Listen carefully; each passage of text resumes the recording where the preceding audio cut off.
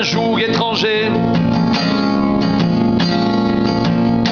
Car quel rapport y a-t-il entre la justice et l'iniquité? Ou qu'y a-t-il de commun entre la lumière et les ténèbres? Quel accord y a-t-il entre Christ et Bélial? Ou quelle part a le fidèle avec l'infidèle? Quel rapport y a-t-il entre le temple de Dieu et les idoles? Car nous sommes le temple de Dieu vivant. Comme Dieu l'a dit, j'habiterai, je marcherai au milieu d'eux. Je serai leur Dieu et ils seront mon peuple. C'est pourquoi sortez du milieu d'eux et séparez-vous, dit le Seigneur. Ne touchez pas à ce qui est impur et je vous accueillerai. Je serai pour vous un père et vous serez pour moi des fils et des filles, dit le Seigneur Tout-Puissant. Ayons donc de telles promesses, bien-aimés. Purifions-nous de toute souillure de la chair et de l'esprit en achevant notre sanctification dans la crainte de Dieu.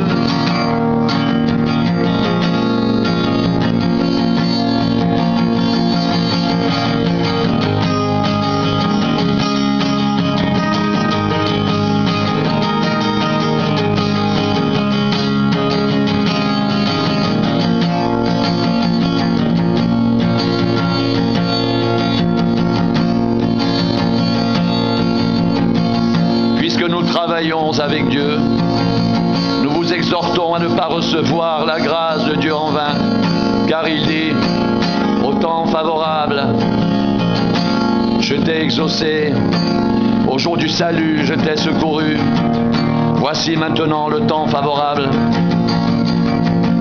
voici maintenant le jour du salut. Nous ne voulons scandaliser personne en quoi que ce soit, afin que le ministère ne soit pas un objet de blâme.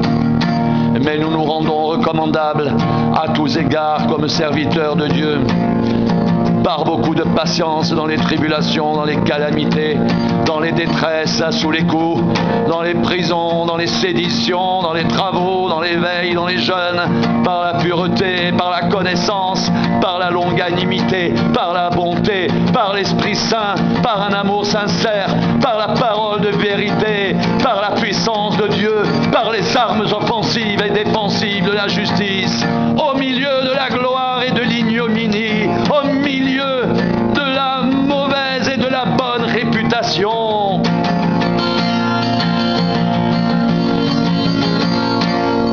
Étant regardé comme un imposteur, quoique véridique, comme inconnu, quoique bien connu, comme mourant, et voici nous vivons, comme châtiés, quoique non mis à mort, comme attristés, et nous sommes toujours joyeux, comme pauvres, et nous en enrichissons plusieurs, comme n'ayant rien, et nous possédons toutes choses.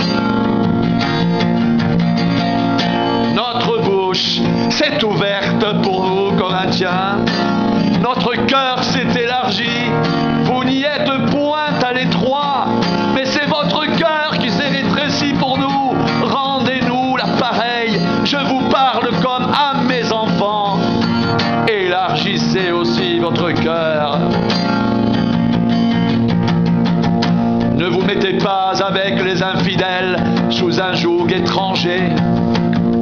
Car quel rapport y a-t-il entre la justice et l'iniquité? Ou qu'y a-t-il de commun entre la lumière et les ténèbres?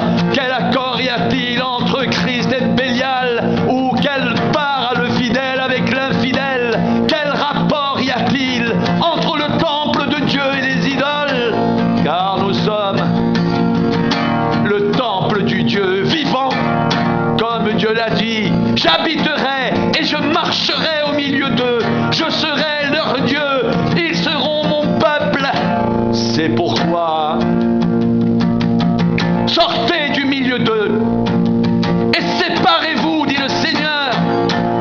Ne touchez pas à ce qui est impur et je vous accueillerai. Je serai pour vous un père et vous serez pour moi des fils et des filles, dit le Seigneur Tout-Puissant.